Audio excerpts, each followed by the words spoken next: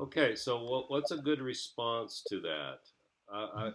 I'm not. So one of the things that she said was, I am not willing to believe, or I'll accept it once you show me beyond a shadow of a doubt. The problem is, I don't. I mean, obviously, I believe beyond any shadow of a doubt. I don't know if I could. I mean, there's a certain amount of faith that comes with that. So, I mean, I'm going to talk. I mentioned a little bit to her, but I want to talk more about. I would say we look at science, we look at history, we look at archaeology, we look at the evidence of a changed life, we look at prophecy. I mean, we have all these factors that I believe confirms the Bible. I mean, we look at, the Book of Mormon, the Quran. It doesn't. We look at the facts. It doesn't hold up. I mean, we look at the historical. I mean, that book, the historical evidence of the New Testament, is a very good book. I think there's a lot of foundational truth in that. Yeah. I mean, secular history proves the Bible and science.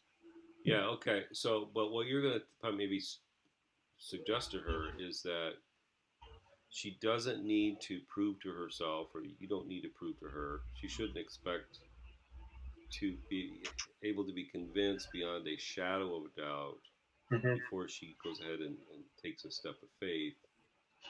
Because what should be the standard is reasonable doubt, right? Mm-hmm. Or at least, I mean, even the preponderance of the evidence. Mm-hmm. Like I said to that guy at the university the other day, I said, so what's more likely, that the universe came from nothing, or that someone who always existed had enough power and enough intelligence to bring everything into existence? And what's more Mm-hmm. likely? And so, I mean, when you look at it that way, it's like, which one has at least a 51% chance to be more likely than this, right? Just just comparing those two, even if there's not a percentage involved, what's more Mm-hmm. likely, rather than what has been absolutely proven to be the case. Mm-hmm. And as Blaise Pascal said, there's enough evidence to convince anyone not set against it, but not enough evidence to bring anyone into the kingdom who will not come. Right? So we need to help people like her understand that our faith is evidence based, and there is a lot of evidence, but you still have to take a step of faith based on the evidence in the direction that the evidence points, Mm-hmm. right? Yeah. Not have to wait until everything is absolutely conclusively proven when you're not even willing to look at all the evidence. Does that make sense, Eric? What do you think? Yeah, sounds good. Because yes, they oftentimes like put this load on us that we have to like totally prove. You know, no doubt, no, you can't just be faith at all. It has to be solid scientific proof. Well, just not really possible. Yeah, yeah. Why do people accept something to be true or embrace a worldview? Is it simply on the basis of evidence, or are there other factors? I mean, if you just presented, a whole list of things. Okay, this is a fact. This is a fact. And this is a fact, and this is why you must believe that Jesus rose from the dead and He is the Son of God. Is just that itself going to be enough in most cases? And What I mean, what makes the the, difference? you think about Jesus' resurrection. There was Pilate. There was the Pharisees. There was all of these people who were eyewitnesses to an empty tomb and to a miracle, and who still refused to believe in Jesus Christ as a Messiah. Right. Uh, Not even Jesus could make everybody believe. Right. Because faith is an act of the will, right? The Yeah, exercise of very faith, much so. it's an act of the will. You don't. It's not a blind faith. just a blind leap, but Mm-hmm. it is an act of the will. And I would say that we in 2019 we probably, yes, we've always been saved by faith, but I would say we have more evidence today than probably almost any time in church history. Really, I mean, look at we've discovered so much. I mean, archaeology, with history, with science, I mean, prophecy. I mean, we have more faith. I mean, I would say the disciples had more faith than we did. well, yeah, So, they had more proofs because they were right there. Yeah. yeah, Than but we, but yeah, I see what you're saying. Yeah, we might have more than anybody since the first century. yeah, I mean, we have more knowledge. I mean, you look at throughout the Dark Ages, people. I mean, when the Catholic Church ruled the known world for 1,200 years, yes, I believe there were a lot of people saved in that area, but I mean, a lot of those people never read. I mean, there's a lot of. I believe there's a lot of people in heaven that never read the Bible in their life because most either they didn't know the Bible or they couldn't read. So I mean, we have, as smart as I don't mean this the wrong way, but as smart as we are nowadays, we should. The evidence of accepting Christianity, that shouldn't be an issue. I mean, I speak for us. I mean, I don't speak just for people in the world. Yeah. Yeah.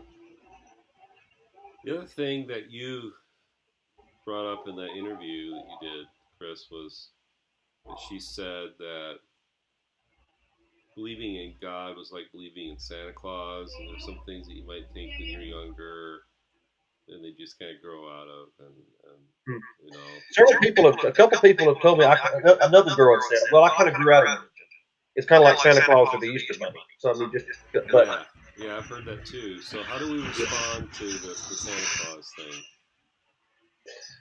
Well, I didn't. Obviously, I wasn't really raised to believe in that because Well, I mean, a lot of people were. Obviously, I heard of Santa Claus, but it's kind of hard. I mean, I would say, obviously, I mean, how would I? I'm trying to remember how I did respond. I personally would respond and say, well, I would never teach my kids that because I don't believe it. Obviously, there was a man named Saint Nick who was a Catholic priest and was kind of based on a Christian concept, but I don't know. Like I said, it's kind of hard. How about something like this? Have you ever known or heard of an adult, aside from the movies, but an adult who came to believe in Santa Claus based on the evidence? Off the top of my head, I can't say that I have. So, but there are multitudes of adults who've come to believe in God who didn't believe as an adult based on the evidence. It's a whole different thing. They're not the same thing at all. So I would maybe use that approach. What about your interview, Eric? Any questions that came out of that? Anything you want to talk about?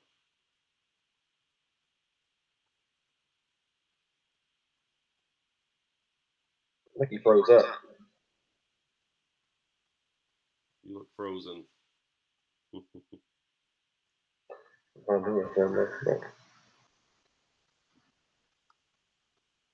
Well, you might step out of that. Every once in a while, it does that. You might, yeah, that's what he's doing. Reset it.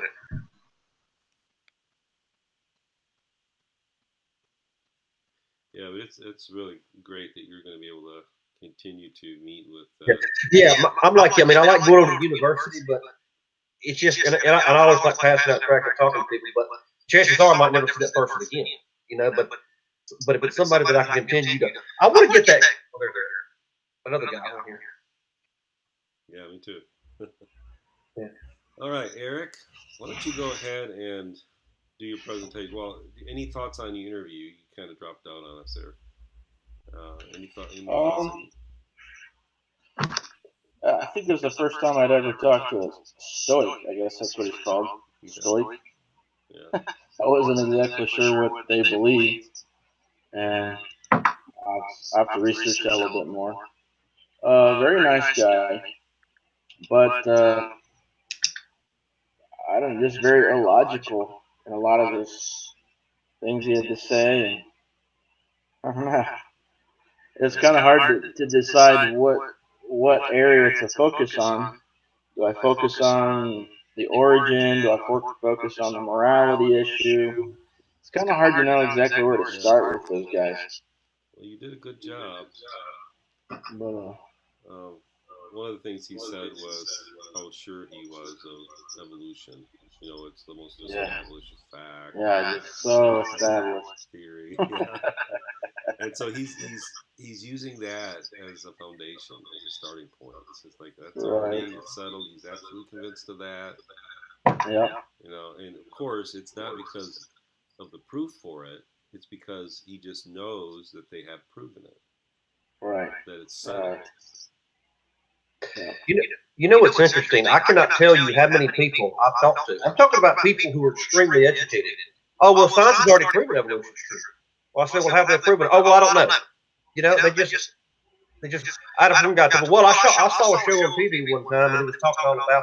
So they go by what we hear. Kind of like the media. We believe anything. People don't. Yeah. That's anything else?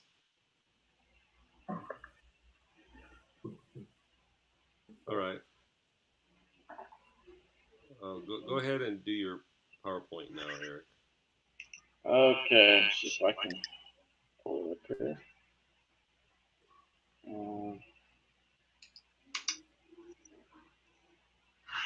While you're doing that, let me reference my last excursion to the university.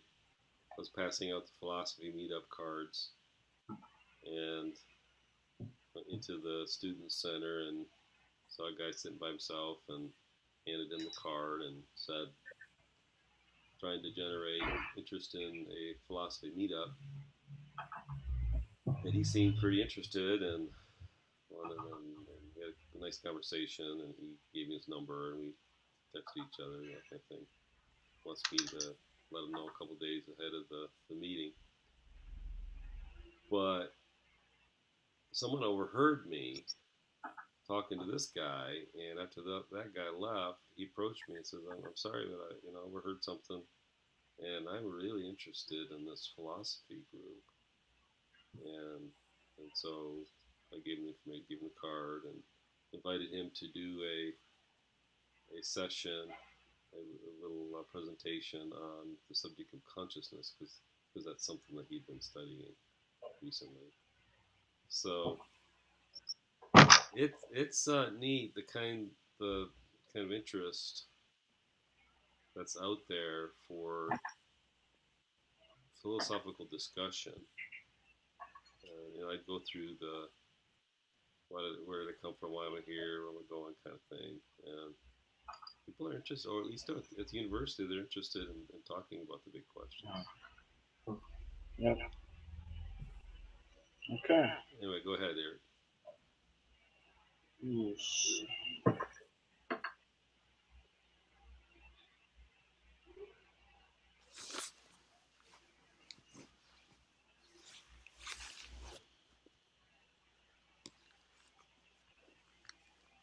Can you see my screen? Yep. Yeah. Okay. So we're going to talk about the reliability of Scripture from Blomberg's book that we had to read this week. And I really enjoyed it. I thought he brought out some really good stuff and some new information for me that I did not know previously. So that was very refreshing. It's 3 chapters that we had to read, so I'm just going to highlight it out. It's pretty hard to go over everything, but in the first chapter, he kind of addresses the question, what can we know about the writers of the Gospels, along with the circumstances around the time of their writing? And, what kind of things can we find out there to confirm that these are real guys, these are, real documents out there that are confirmed in external sources? So he mentioned a Christian writer by the name of Papias, and this guy offers the oldest known testimony concerning the Gospel of Matthew. And his quote is, Papias said, Matthew composed his Logia, which he didn't translate that word. He left it as Logia. I hope I'm saying that right. In the Hebrew language, and everyone translated it as they were able. Irenaeus also says that Matthew wrote his gospel while Peter and Paul were preaching the gospel and founding the church in Rome. Hey, Eric. So, yeah. Are you clicking through a PowerPoint? Yeah. Because I only see the first page. I don't see it presented for some reason. Okay. That's what happened to me the other day. So, can you see? You just see the open Bible? Yeah. Hmm. So maybe if you can at least just click on them as you go. Let me try again. Let me stop and restart my sharing.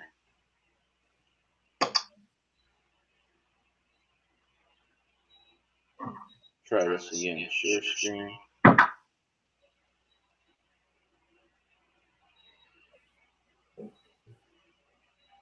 When I hit the button share screen, it brings up an option. Share your whole screen. It says select window or screen. Oh, entire screen. That's what I would do. That's usually the safest thing to do. I'm gonna Facebook message Jack. Okay, go ahead. Okay. Is that working now? Can you see? Yes. Yeah. Very good. Is that better? Okay. So from these quotes from external sources, like these early church fathers, we can kind of assume that Matthew had to have been written around 60, the early 60s, or before, simply due to the fact that Irenaeus said it was written while Peter and Paul were preaching in Rome. And we know that Paul died in Rome around 62. So it had to be before that. So the early 60s or even earlier. So Blomberg mentions that there are many external sources that give us more information about the writing of the Gospels. And several other early church fathers like Jerome, they said that Matthew wrote from Jerusalem. Clement of Alexandria said that Mark wrote to Christians in Rome at their request. Eusebius, he gives some details about the gospel. So there's quite a lot of quotes from the early church fathers about the history of the gospels. And Blomberg kind of brings this out in the opening chapter, and he says, and this is a quote from this chapter: "It is hard to believe that the oldest traditions would uniformly associate the first two Gospels with Mark and Luke without some good historical reason, because there neither was otherwise viewed as a significant character in first century Christianity." I thought that was pretty interesting. You know, he's pulling out from actually different church fathers from different time periods who were all concurring, coming to the same conclusion. He does mention that, other disciples did have apocryphal writings attributed to them. But the fact that, for example, Peter, basically his gospel was written by Mark, and it's called the Gospel of Mark. And Blomberg says, had that been an apocryphal writing,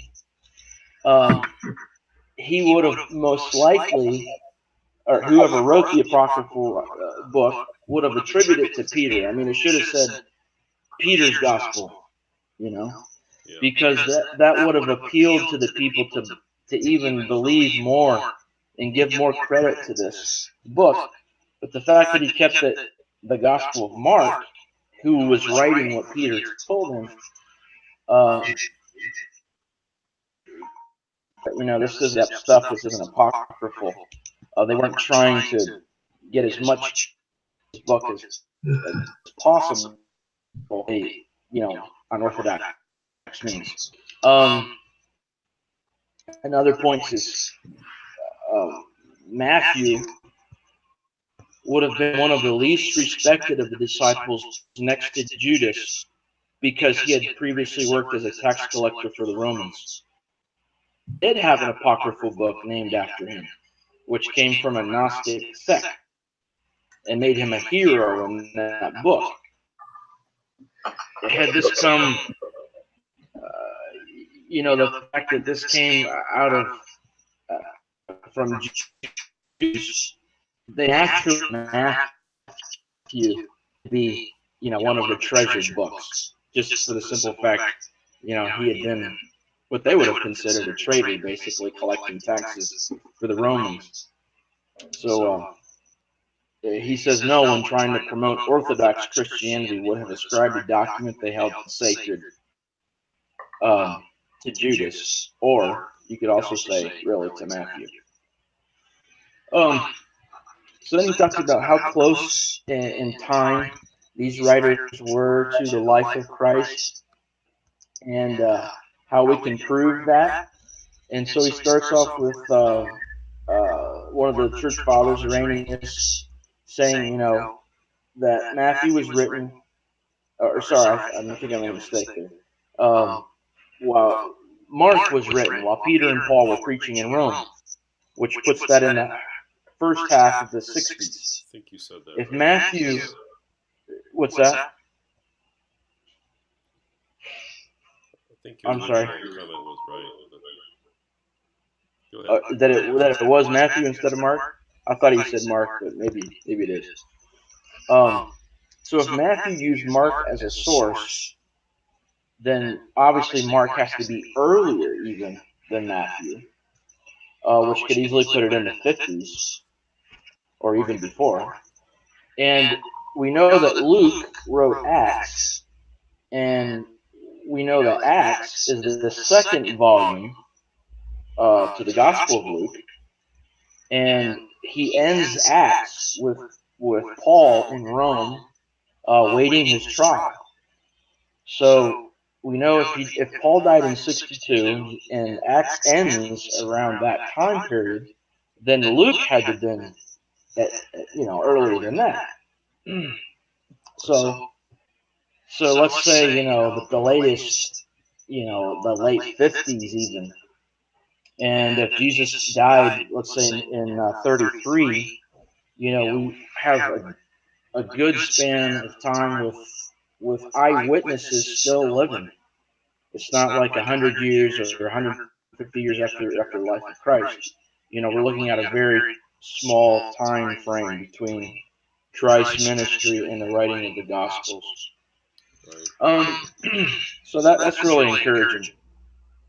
One of the other things he brought out was oral tradition. He says, back in the 90s, when the Jesus Seminar was real big and all of this, there was a big emphasis on the oral traditions, how things were passed along, orally, speaking and telling stories and sitting around in groups and talking about history and how things were preserved in that way. And they often use the telephone game as an example that, when things are just passed along orally, they're quickly twisted and misquoted and those kind of things. And what kind of reliability do we have to think that the New Testament was carefully and brought to us? What kind of reliability? So he brought out some real, I thought was fascinating stuff. I did not realize some of this.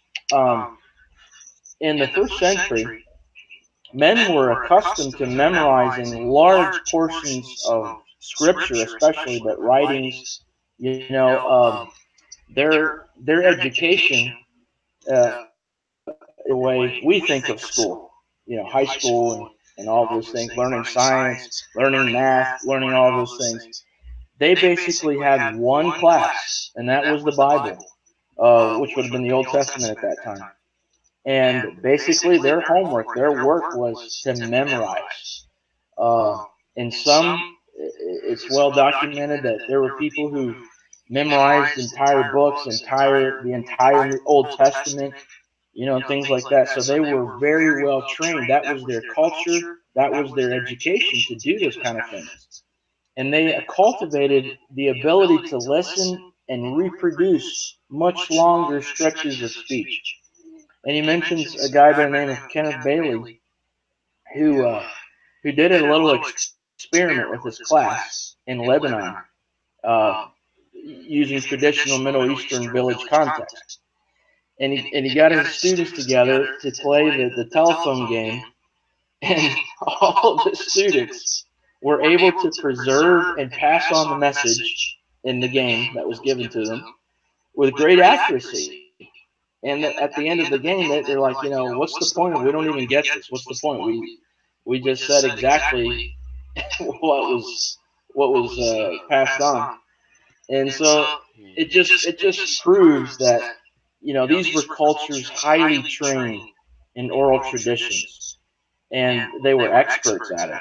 And so that gives credence that those things that were passed down orally through the New Testament, uh, even if that was the only way, it's still a very reliable system in that kind of culture. Plus Jesus' teachings, disciples traveled everywhere with him. He was an itinerant preacher, so everywhere he went, the disciples went. So they would have heard repeatedly some of the same messages, possibly, some of the same teachings being repeated in different places to different multitudes and different groups that were listening. So that even would have helped to further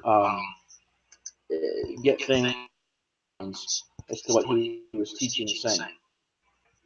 Um, in the second chapter, he talks about contradictions among the synoptics, uh, things that critics try to attack and bring out against the Bible. Here's just a few things that I.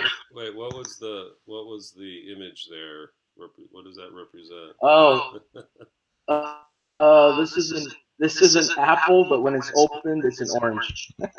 So, which is a contradiction. Okay. I love it. It's a lot. It's not possible.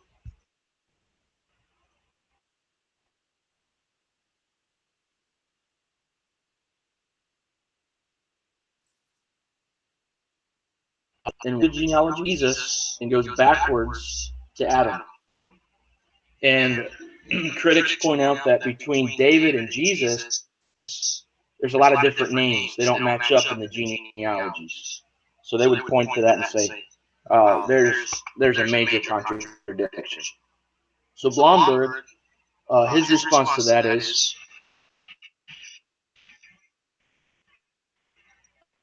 of a contradiction could be there, possibly because they're actually, and the other one is following the family Joseph. That's one possible. I forget what he called it, but when a husband dies, the brother takes the wife and raises up children. The Levitical laws or whatever, and so possibly some of that might be appearing in one of the or in both of the genealogies. So that's why we have different names because of that kind of thing happening. Um, Well, let's stop there for a second. uh huh. I think it's very important that we look at one of those lines as being of Mary, so Mm-hmm. that so that we see Mary as being part of the line, right? Right. Because uh, Jesus, I believe, needed to be literally of the son of David, not just legally. Right. So I think both of those say Joseph, but I think one of them should really mean, and I think it's Luke, really mean uh, using Joseph as a substitute for what came through Mary. Mm-hmm. Yeah, to me that makes the most sense to have the two lines shown. One is Joseph's line, one is Mary's line. I mean, don't you think it's important for not only for Jesus to be of the, legally of the line of David, but literally of the line of David? Mm-hmm. Yeah, to fulfill prophecy. Yeah. Mm-hmm. Yeah, I agree.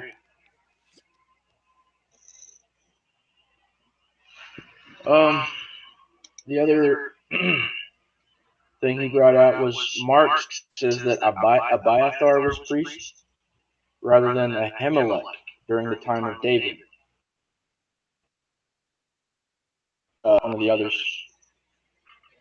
No, that's right. They're just comparing it to the old.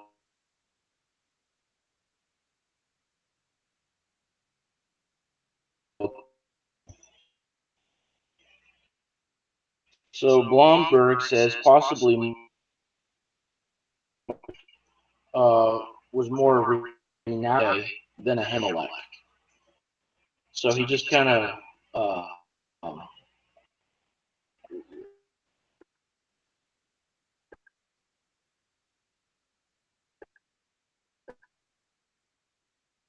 so in the gospel we have several blind men healed by Jesus. In Matthew 20, it says that Jesus healed 2 blind men in Jericho. In Mark and Luke, which it sounds like it's the same story in Jericho, it just says a blind man. So critics are quick to jump on that and say, well, there's a problem, there's an issue, between these stories. So Blomberg says perhaps in Mark and Luke, it's just emphasized a blind man, possibly because he was a spokesman of this group of blind men. Perhaps another reason could be that he is the only one out of this group who persisted in following Jesus for a long time after the healing, which would have made him, someone to be admired. And so he was emphasized rather than the other 2 that were there. So that was kind of fascinating. Another one he brought out was Jesus walking on the water. Matthew says that the disciples worshiped Jesus when he came into the boat. They worshipped him. They were amazed. Mark says that they were amazed but did not understand because their hearts were hardened. He doesn't talk about them worshiping Jesus. But Blomberg says, that might sound like a contradiction. How can they have their hearts hardened and not understanding yet worshiping? But yet, both of those could have easily happened in the same event. You could have some of them worshiping, and maybe there's 1 or 2 sitting in the corner. They're kind of thinking and they don't understand what just happened, and their hearts are maybe a little hard. So it's easy. I mean, you got 12 guys, so you have a mixture of emotions and reactions all happening at once, and you could easily have both reactions in the same story. Right.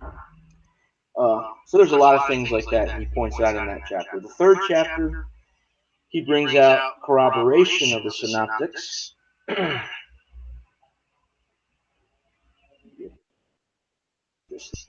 And he tries to go through the text and compare the things that were written about, the details, the small little details in there that would line up with the culture and the things that were happening in that time. So he talks about Josephus. These are some external sources that,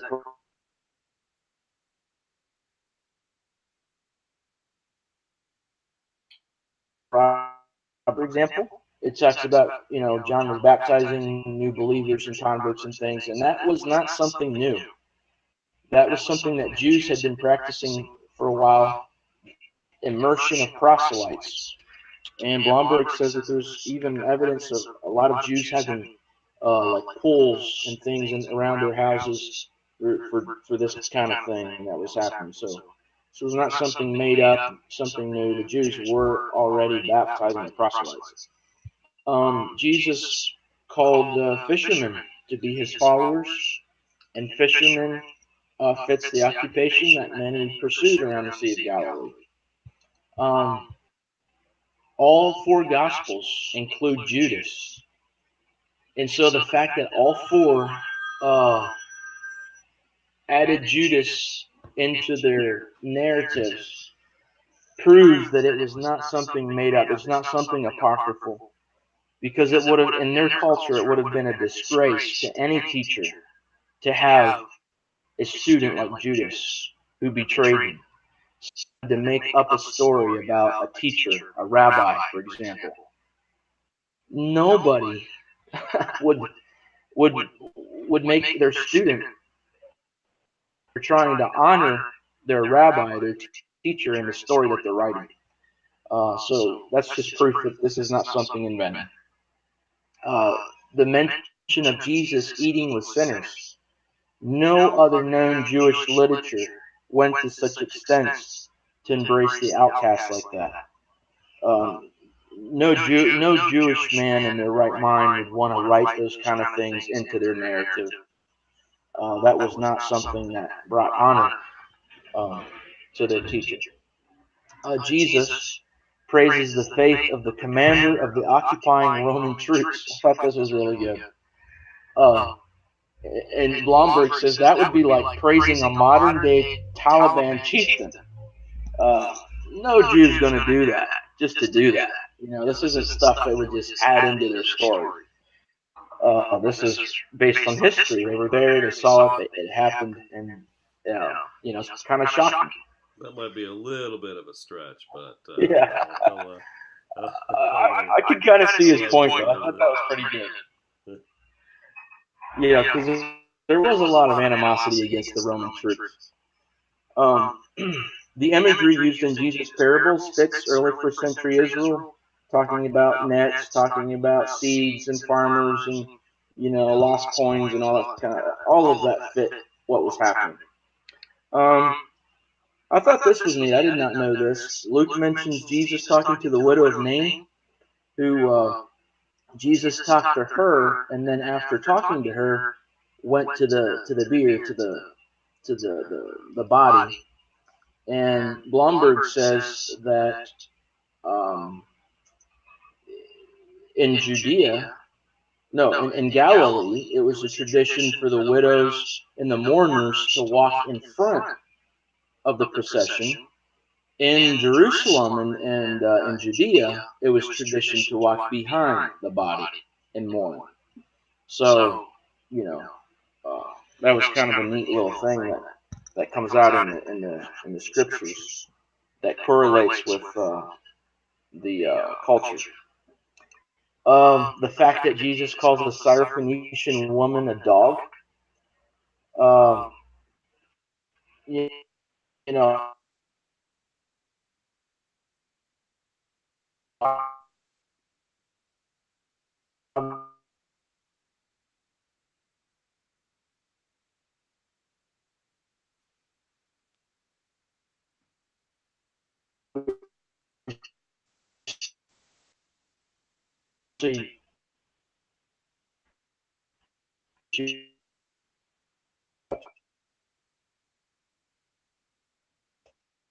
for the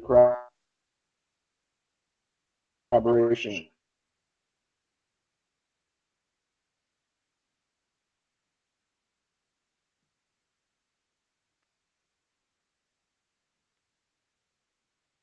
Yeah, we're having trouble hearing you.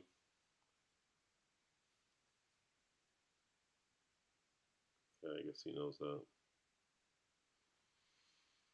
All right. Well, I think he's about done with that.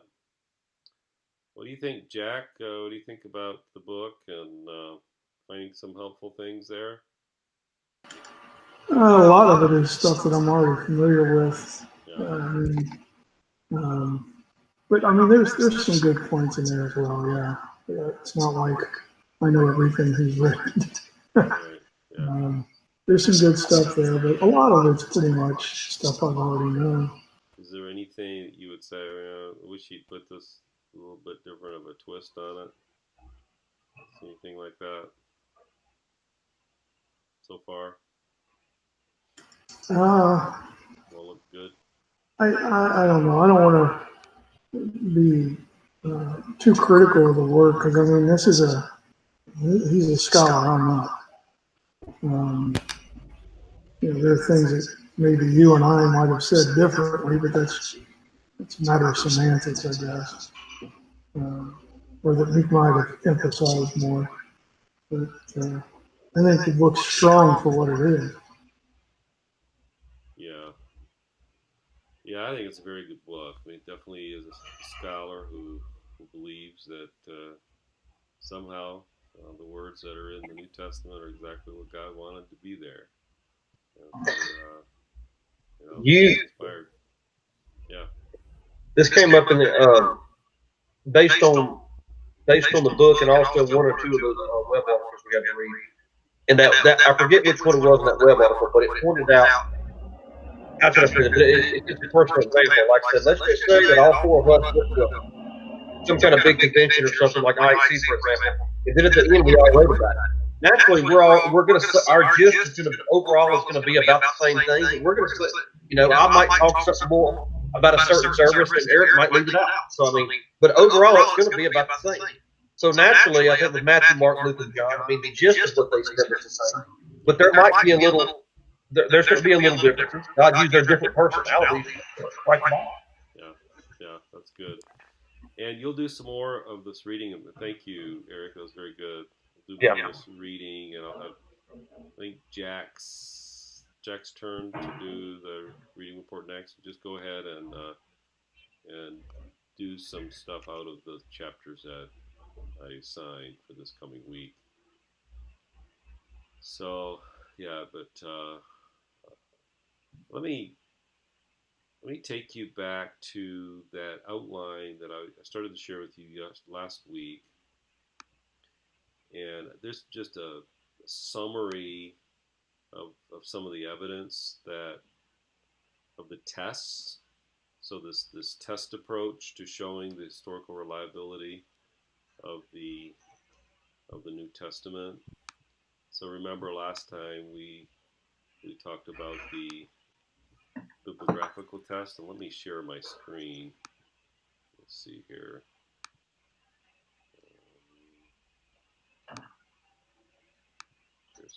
Share screen.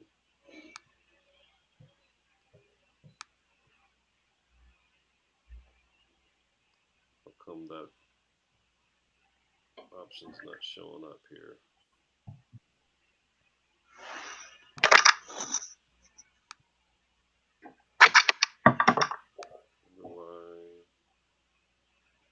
Oh, there it is. Okay.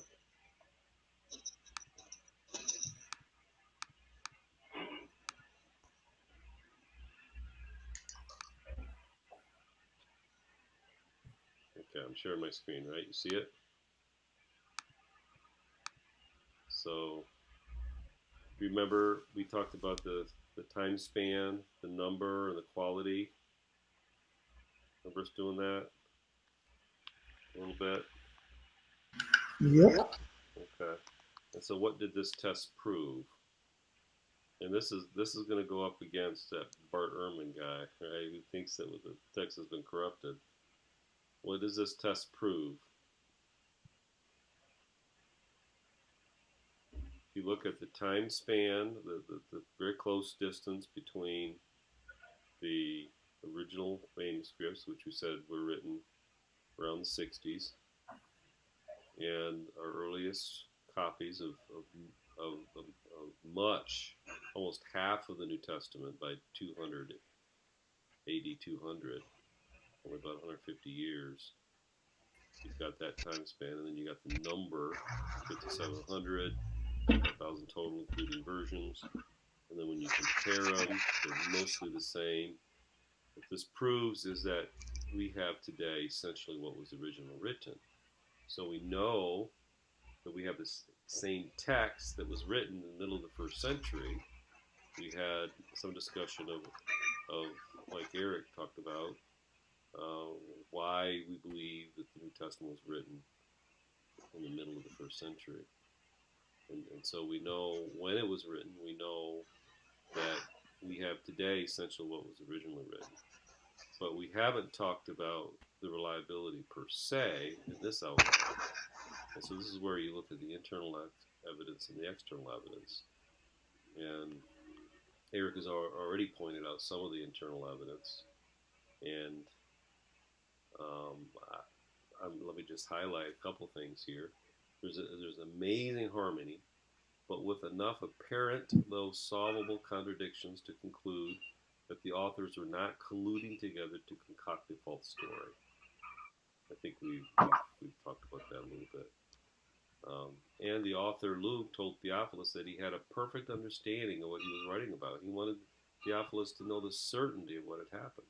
There was a real concern for accuracy, I think, in the mind of Luke, proven with the external confirmation of a lot of what was in Luke, in Acts especially.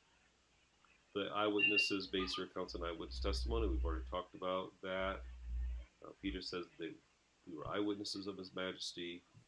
John said we've heard, seen, our hands have handled Christ. Luke, they were eyewitnesses, which confirms the recallability of the apostles. You could talk about how they died for what they taught. People sometimes die for what they believe to be true, but never for something that they know to be false, and they would have known it because they were there, and if they were making this up, they would have obviously known it was a lie, and they willingly gave their lives for their belief in the resurrection. So that confirms their honesty. And then looking at external evidence, a contemporary of Apostle John, Pius, said, Mark, having been the interpreter of Peter, wrote down accurately all that he mentioned, whether sayings or doings of Christ, not, however, in order. Now, so that could mean not in chronological order, or not a systematic presentation, not as systematic as maybe some would write. However, he meant that. Thus, Mark committed no error in thus writing down some things as he remembered them. For he took heed to one thing, not to omit anything that he had heard, or to set down anything falsely therein. So, again, a concern about accuracy. They weren't loosey-goosey with the facts back then, right? They were concerned about the truth. Okay, and then just to touch on external evidence, what would we know about Christianity from ancient non-Christians? Well, that he was crucified under Pontius Pilate, believed to have been risen from the dead by his disciples. Jewish leaders charged Christ with sorcery, believed he was born of adultery. Now that doesn't sound so good, but what do you think that points to?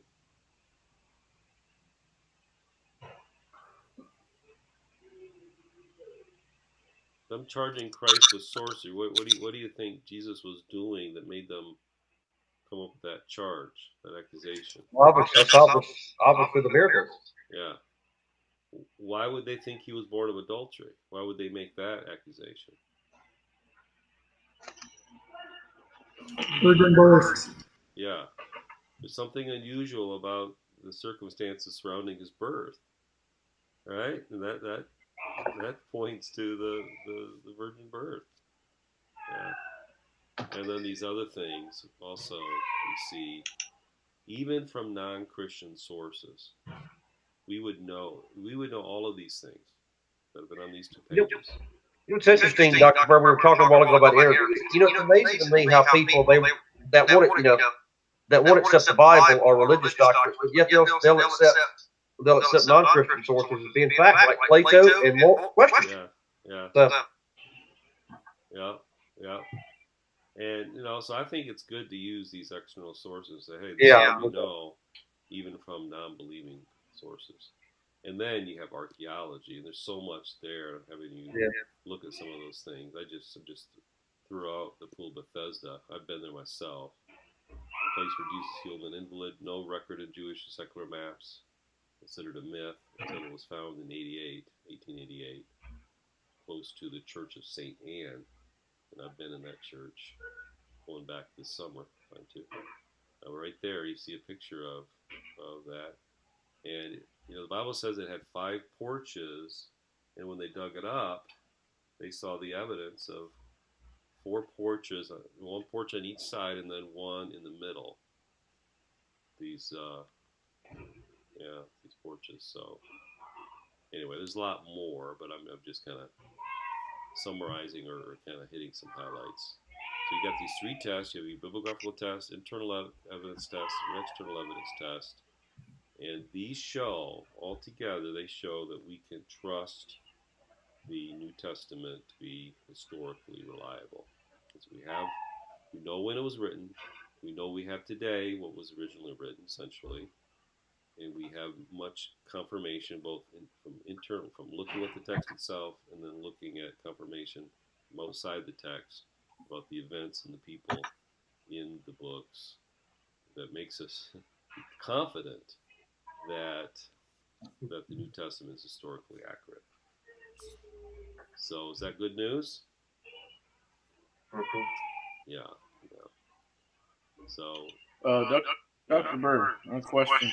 go ahead. In my in my interview, we got talking a little bit about the reliability of Scripture and things, and he made this comment about the only thing we have is some kind of fragment in Eusebius's library, For what? like the earliest copy of anything that we of the New Testament. I was trying to go back and find his exact statement here, and I wasn't sure exactly what he meant. I didn't know if you knew. What does Eusebius have to do with all of this? Was he talking about a particular item, particular thing? I remember Trying to find it here vague in my. reference there, but not exactly.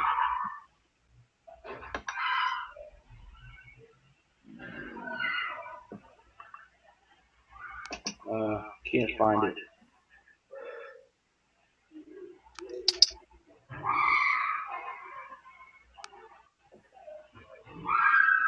A copy a little bit.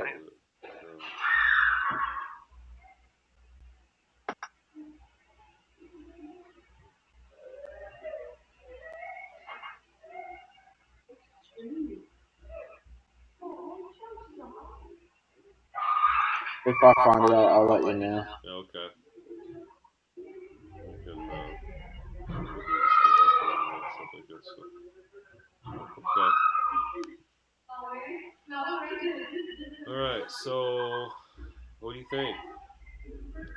Keep reading that book. I think you'll get more solid in your ability to defend the New Testament. So that'll be good. Because I know you guys will be talking to more people about these kinds of things. So and then Here's what he said. Okay.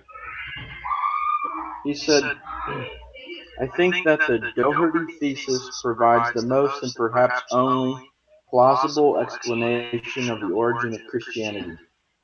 We have nothing for almost 300 years, and the vast majority of all those copies traces back to a single manuscript in the library of Eusebius. That's ridiculous. I'm not sure what he's talking about. If you take the Bodmer papyri and the Chester Beatty papyri, just those 2 sets, collections that were dated right around AD 200. Okay, so that's only about 150 years after. That's not the 300 years that he's talking about. Okay, so AD 200, you have most of the books of Paul, and you have the Gospel of John. And of course, there's lots of evidence for the other books, the other gospels, but maybe the copies are a little later than that. But just up through there, you have almost half of the New Testament in separate collections. So I don't know what he's talking about. I don't know what this. Jack? Everything traces back to a fragment in Eusebius's library. No. I have no idea. It sounds like your typical internet mythology. You run into that kind of silliness all the time. Yeah.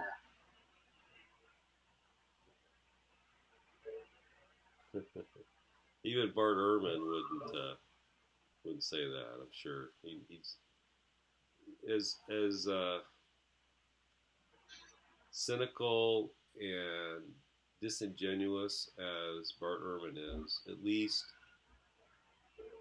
he acknowledges some of the basic things. You know, he's a real textual critic, and you know he would, like, for instance, the historicity of Jesus. He'd say, "Come on, guys, don't be foolish. You atheist out there, I'm kind of with you, because he doesn't not a Christian anymore, but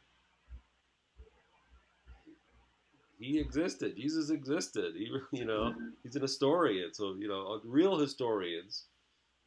Some of these internet atheists, they're not real historians, but somehow they feed off one another and promote even the denied historicity of Jesus, which is crazy. Yeah.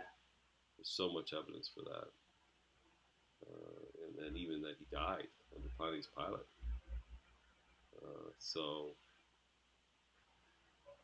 Yeah, this guy brought this up too. He said, "I don't really believe such a man even walked the earth." Yeah, I remember him saying that. Yeah, that's so right. So that's not credible. He's not going to credible scholarship at all, even from the other side. So would we point him to people like Josephus, or I mean, if he's not taking the Bible as history, where do we lead those kind of people to look and say there is history? Tacitus would be a good one. He spoke of Christ's death.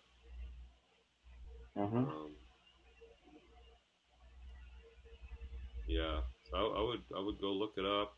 You'll see more of that, I think, in the book. More sources. I have something I can share with you. But anyway, anything else? So I have you in this coming week doing a little bit of research on Bart Ehrman, because he's pretty popular these days, and he's being debated, and people follow him, and he thinks that what he says is that there are so many differences in the manuscripts that we have that we really can't say that we know what was in the original manuscripts. And I think he's being disingenuous, and he's inflating, he's exaggerating the conclusions of the comparison. So I want you to look at that, look at what he says about it, and then come up with a response. And there are articles out there. You can go to the Atla. And I have instructions for the paper. But respond to him, because what he's doing, he is challenging the accurate transmission of the New Testament text. And I don't think it's hard to refute him, but people listen to him, and so it'd be good to be able to bring up his name and show how you refuted him. Any questions?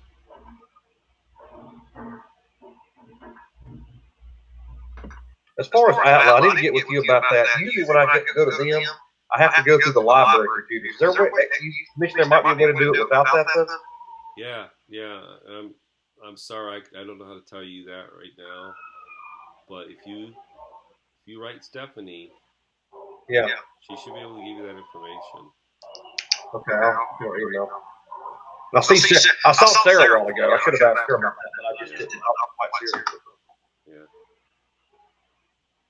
Yeah. All right. Anything else? Now, I don't have a separate week on this because we're going to move into other things and then get into some cultural apologetics.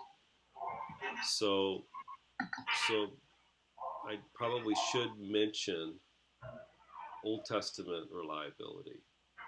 Now, have you done any research? Have you read any articles? Anything about the reliability of the Old Testament? Yeah, a little bit. This past week, actually, I got into some of that. Okay, good. What about you, Chris? I have probably not a whole lot, but I have a little bit. Okay. I need probably do some more. Okay. I have like a 4-minute clip of Sean McDowell who talks about that a little bit, and a little article or a couple websites I'm sending you to. So that might work for you. But obviously, the reliability of the New Testament presupposes some reliability of the Old Testament. I mean, there's the Old Testament's the foundation. It predicts the New Testament, predicts the Messiah coming, and it's fulfilled in the New Testament. So we do need to go back to the Old Testament as a foundational document and show its reliability. But if we can prove that Jesus lived and claimed to be God and that he raised from the dead, and then look at what Jesus said about the Old Testament, then right there you got it, right? So, but I do have a little outline I can click through real quick and just throw some things out there for you. So let me go ahead and do that. This is what I share in the other class, but I'll just quickly go through it here just to plant a few more ideas in your head or remind you of some things that you already know. So I did come across something. One of the websites to the links that we had to look at, one of the pages in there was about the Old Testament as well. And the writer said something about Esther, Song of Solomon, and I think it was First Chronicles were kind of like up for debate on being accepted in the canon. I'm assuming Esther because there's no mention of God in the book, and Song of Solomon just because of the nature of the book. But what's the deal with First Chronicles? Yeah, notice that you had brought that up, and I couldn't think of an immediate response. I don't know if anybody else can think of that. Maybe we could each go see if we could find the answer to that. What made them have any doubts about it? It kind of repeats some of the things that are already in Kings, right? So yeah, I don't know if maybe that's why. I don't know. It was unnecessary or.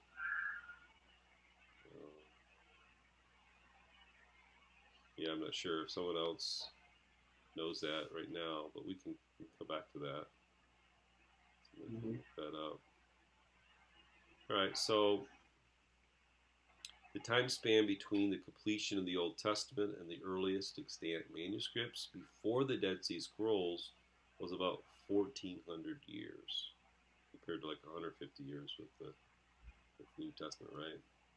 So that doesn't look too good, but you could still trust that we still think the Old Testament was accurately transmitted for variety of reasons, even though it's not like the New Testament in quantity. But because of the way it was transcribed, we have confidence that, one reason we have confidence that we have today what was originally written. You have the Talmudists who lived and operated between 8100 and 8500, who had an intricate system for transcribing scrolls, certain dress, certain requirements for the animal skin, not for memory. Very careful with how they copied things and separated things. And they ceremonially washed when they came to the name of God. They used a special pen, and then they would, if the requirements weren't met, they would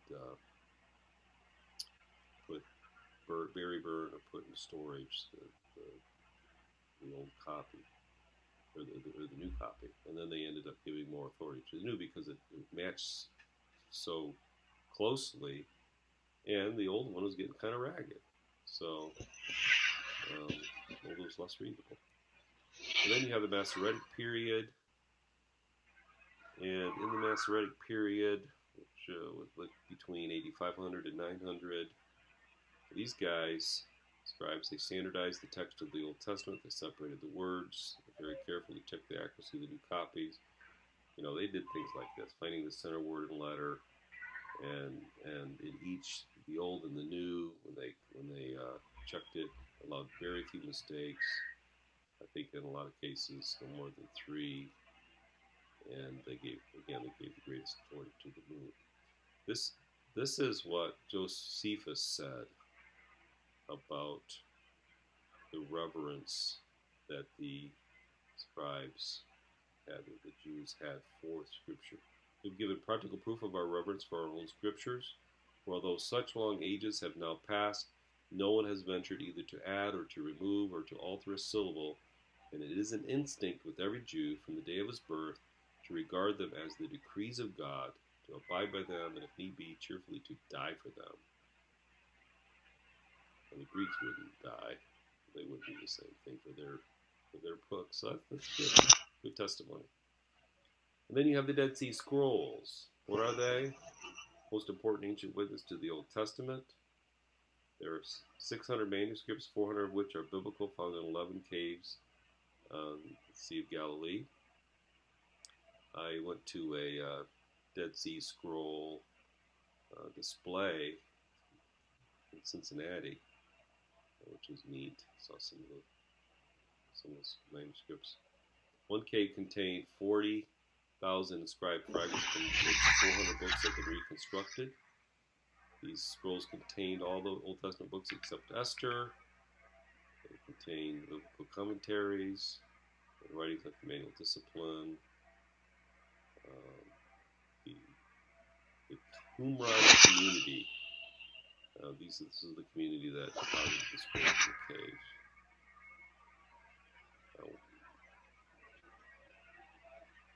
One version of the story of the discovery was, in 1947, 3 Bedouin shepherds were grazing the goats to the west of the Dead Sea when one of their goats went astray. Looking for it off a cliff, one of them threw a stone to encourage the goat to come back. The stone instead went over the goat and into a small opening into a cliff. It hit and shattered something inside. And he crawled and told his companions about it. And then a couple days later, one of them, Muhammad Atib, a 15-year-old boy, crawled into the cave and found 10 tall jars lined up along the wall, one of which was broken. In the jars were sticks, which turned out to be very old scrolls wrapped in linen. Of course, we know why the one was broken, right? Eventually, one of the scrolls got into the hands of an American scholar, John Trevor, of the American School of Oriental Research in Jerusalem. To his excitement, he found that he was handling a biblical text, the scroll of Isaiah, older than anything else before known. He took pictures of part of it and sent them to William F. Albright, who was this great scholar, the greatest scholar of paleography of his time, I believe. Letter to Trevor from Dr. William F. Albright. My heartiest congratulations on the greatest manuscript discovery of modern times. What an absolutely incredible find. and there could happily not be the slightest doubt in the world about the genuineness of the manuscript. I think he dated it about 100 BC. 100 BC. There's a general consensus of scholars, archaeologists, paleographers as to the authenticity and ancient dating of the scrolls. Cover 14 tests dated the scrolls between 167 BC and AD 233. Okay, and that Isaiah scroll was actually a little older than the average. And the jars that they were sealed in were like other jars that were definitely dated around the time of Christ. So here's that Isaiah scroll that I mentioned. Here's an example. Chapter 53. There are 17 letters different of 166 words. 10 were just a matter of spelling, 4 a matter of style, 3 remain, and these 3 letters comprise the word light added to verse 11. And this barely affects the meaning. So in one chapter of 166 words, only one word is in question after 1,000 years of transmission. And this is typical of the whole manuscript. And don't we all want to say, wow, right? I mean, that's amazing. 1,000 years transmission, there's so little difference. So we can say that the Dead Sea Scrolls are one of the greatest blessings to Christianity. They confirm the accuracy of the transmission of the Hebrew Old Testament through 1,000 years of time. And then you have the Septuagint, which is the Greek translation of the Hebrew Old Testament. This helps confirm what the Old Testament what was originally written, because when you translate the Septuagint back into the Hebrew, you basically get the same thing. The Targums are interpretation and paraphrases of the Old Testament, written in 100 to 500 BC. We have copies from AD 500. And again, the Hebrew text is the same at the period that the Targums were written as it exists among us in the present day. That's what it shows. The Mishnah, written around AD 200, contains a collection of Jewish tradition written in Hebrew. Scriptural quotations are very similar to the Masoretic text. So I think we can conclude that we have today essentially what was originally written in the Old Testament. I mean, scholars say it's about a 95% purity. So it's really, really good. And then archaeology confirms it as far as its historicity. Archaeology, the systematic covering, the study of remains in ancient human life and culture.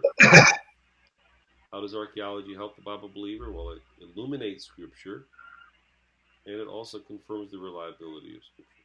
So it sheds light on that helps us interpret it, but also confirms the reliability. For instance, the flood. Stories of the Great Flood have been found in almost every civilization. The Epic of Gilgamesh is very interesting because it has this account of the flood that's very similar to the Genesis account, though it's believed theistic. Both accounts agree that the coming flood was revealed to the hero of the flood. Both accounts say that the hero was divinely instructed to build a huge boat to preserve life. Both discuss the sending out of one dove that returned and the raven that never came back. So that's more than a coincidence, right? It has to come from a common source. Both list the physical causes of the flood. Both describe acts of worship by the hero after he was delivered. So it's entirely reasonable to believe that both accounts have a common origin among the descendants of Shem, some of whom entered Babylon and others who eventually went into Palestine. So the Epic of Gilgamesh. And then you have the discovery of the Nuzi tablets, thousands of tablets, and one of the tablets talk about someone selling a birthright to his brother for 3 sheep. Of course, that's not Jacob and Esau, but this sort of thing happened. Why did Laban pursue Jacob to get back the idols? Well, the Nuzi tablets explains if his son-in-law had possession of the family idols, he could lay claim to the father-in-law's property in court. Okay, well that makes sense then. The Hittites were mentioned a lot in the Old Testament. People were skeptical about it. thought it was a mythical nation. But Dr. Hugo Winkler found 40 Hittite cities, and so it's proven that it was a superpower. And then this is my favorite one, the last one. The Bible says that Belshazzar was the son of Nebuchadnezzar and the last king of Babylon. Secular history says Nabonidus was the son of Nebuchadnezzar and the last king of Babylon. Contradiction, right? But in the city of Ur of the Chaldees, 4 clay cylinders of King Nabonidus were found. One contains a prayer to the moon god for the king's son, Belshazzar. Oh, so it's a grandson, right? The cylinders told how Belshazzar ruled Babylon as co-regent with his father when Nabonidus was out in the country. One of the cylinders also stated that Gabrias, the general of Cyrus's army, entered Babylon and Belshazzar died that day. Did you ever wonder why Belshazzar promised Daniel that he would make him third ruler over his kingdom? To answer that question, why would he have made him the third ruler? Well, I think, it kind of goes hand in hand. Well, if we're going to ask that question, we need to ask the question, why did Joseph wind up second man in Egypt next to the Pharaoh? I mean, I believe that both the Pharaoh and Belshazzar, even though they were pagan leaders, they still recognized God's hand in that. I mean, right. But why third ruler instead of second ruler? Well, that is a good question. Well, obviously not first, because that would have took his place. I'm trying to remember who was second. Well, if because he was co-regent. Yeah. Never really thought about that. Joseph. He didn't have the right to make him second ruler because he was already second ruler. Yeah. So I think that's very interesting. And then Dr. William F. Albright said there could be no doubt that archaeology has confirmed the substantial historicity of the Old Testament tradition.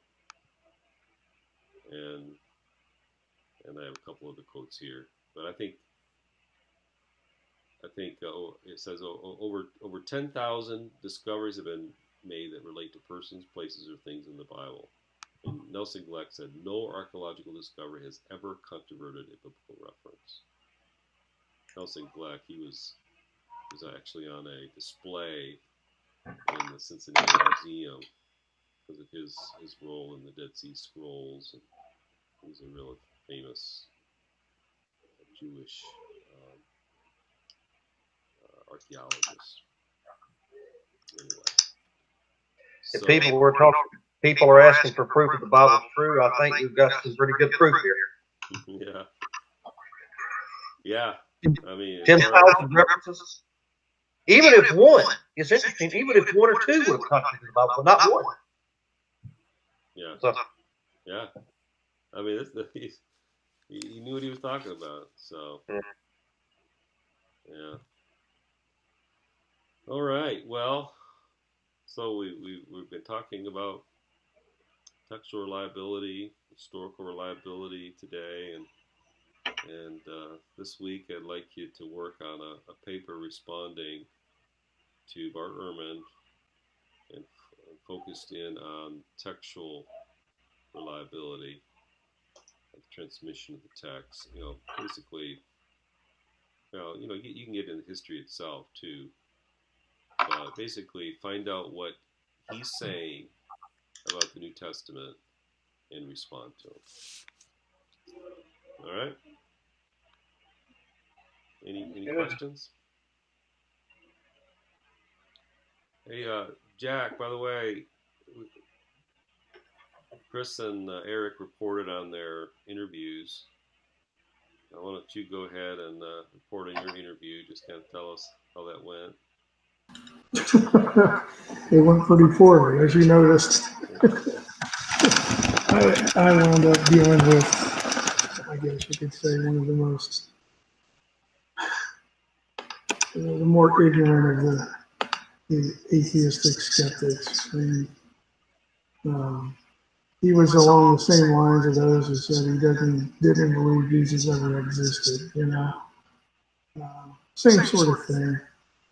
Um, when I would challenge beliefs, he would just move on to something completely different. It was like trying to nail Jello to a wall.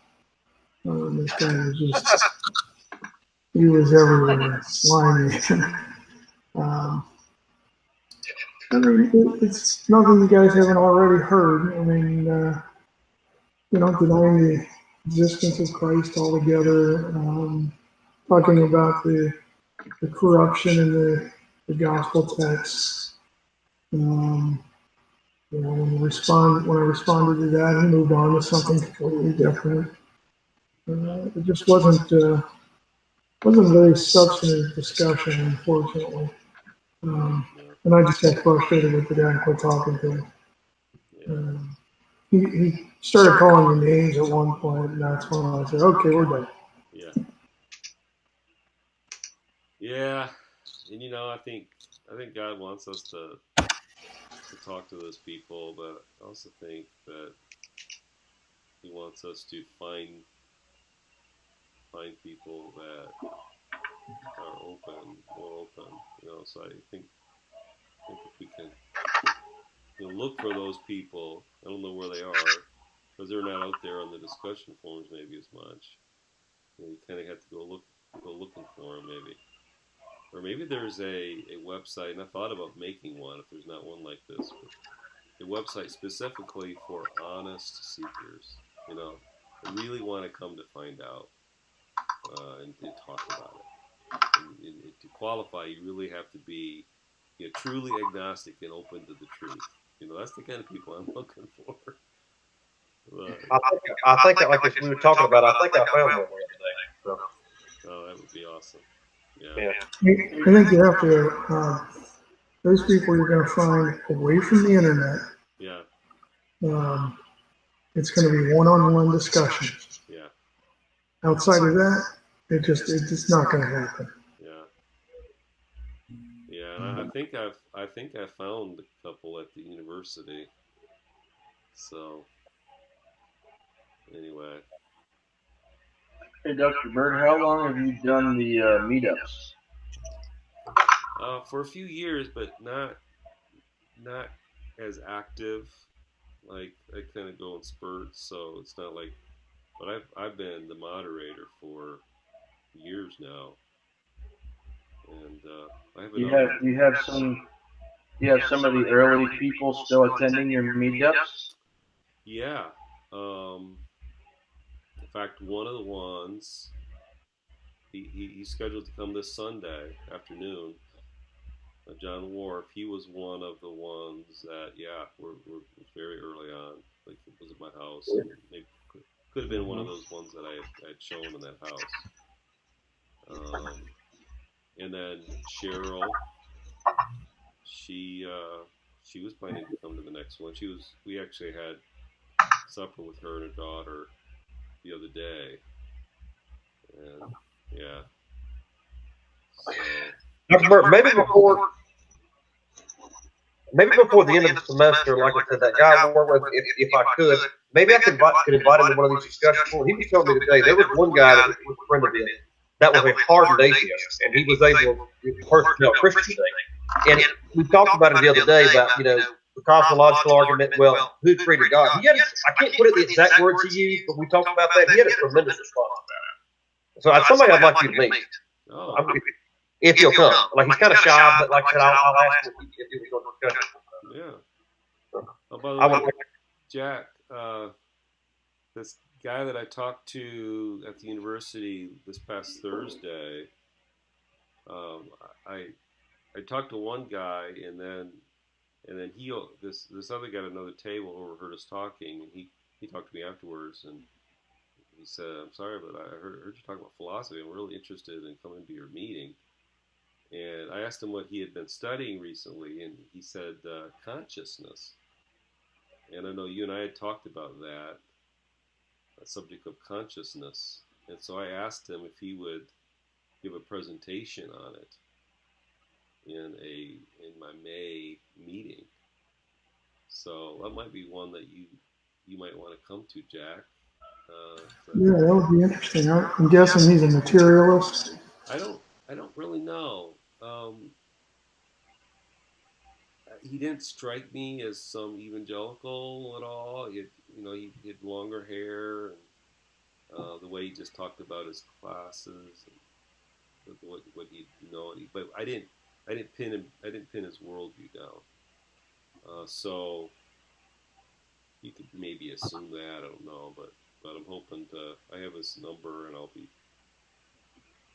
getting in contact with him again, and or he has my card, maybe, I don't know. Hopefully he'll contact me. We'll get connected. So, all right. Anything else that we were going to talk about? Okay, so Jack, you're on for next time for as far as the PowerPoint presentation, and that's about it. Anything else? I'm forgetting. Oh, I will put those PowerPoints that I clicked through real quick. I'll upload those onto the class session page, and also Eric, if you'll send me your PowerPoint, I'll go ahead and upload that too as one of the files. Sure. If you want me to. Yeah. All right. Well, it's been fun, and just let me know if you need anything, and I'll look forward to reading your articles. Ought to be some good information on the web about him. I googled him. He looks like there's a ton of information. Yeah. Yeah. Yeah. Don't just go on the little things that uh, that I that you can look for other information, not just. I had like 2, 3 little Yeah. articles. I've actually been watching YouTube videos of his talks this week. Okay. All right. You have That'll anything to say? give you a lot of information to work with. Yeah. Okay. So he's got a blog. Yeah. Yeah. Man, there's a lot of stuff. Wow. All right. Well, have fun, Mm-hmm. and we'll. Oh, are we meeting? We're meeting next week. Yeah. Um, Are we supposed to be meeting in person at some point this semester or no? Or am I mistaken? I would like to. Now, obviously, Eric can't, but I would like to do that. So maybe we can schedule that in a couple weeks. I may next week. Um, Next week, I'm supposed to be at a board meeting, but I can tell them that I have class. But is 6 o'clock basically the best time for all of you on Monday, and probably that's about the best day. Yeah, that's the best for me. Yeah, that would work for me. So I mean that's what we have been doing, but we probably shouldn't flex from that at all. That's probably what we need to stick to, as far as like the hour. That what we. Yeah, I would really. Yeah, Dr. Bird, I would really. I mean, I know Eric's in Honduras. Maybe me, you, and Jack. I would really like to meet on campus. I mean, just one thing to do online stuff, but Yeah. I feel like when we actually meet in person like this, we could. Yeah, let's do it. Maybe we do it a couple times. So I can be flexible enough, Monday through Thursday, if you need it, Dr. Bird. yeah. Yeah. Well, I know we don't have a whole lot of time. I mean, I know definitely the week of IHC probably wouldn't be a good week, but yeah. I mean, Well, but any time. if you next week or the next week, Yeah, that'll be fun with me. we can do that. So yeah, maybe we can think about next week, and I'll just stay. I'll be in contact with you. And then it'd be the same for you, Eric, because we'll just pipe you in, and we'll just be there in the classroom together. So Sounds good. all right. Well, you guys have a good week, and we'll catch up with you later. Same All deal. right. Have a good one.